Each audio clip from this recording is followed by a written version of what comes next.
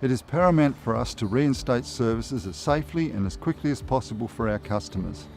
As part of the mains repair team, no 2 days are the same. Our role involves all aspects of the delivery of water services. This includes the repair of water mains, services and sewer connections. When a water incident occurs, we receive an instant notification via our phones and radios. This details the job, the type of asset affected, and tells us if any other services are needed on site. When we arrive, we carry out an assessment of the job to identify hazards or other issues that could affect the repair. Once these hazards or issues are identified and controlled, we unload our equipment and machinery and start the work.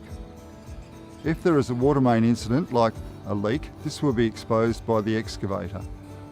Once the pipe is exposed, assessment will be done to determine how to repair the main.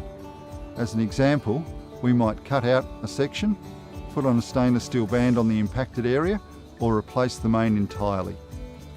For sudden breaks, water supply needs to be stopped so we can assess the requirements of the repair, a job carried out by our technicians. Our community support officers are fantastic as they help us keep our customers who might experience a temporary interruption informed. Our technicians then work with us to turn the water back on, so it's business as usual.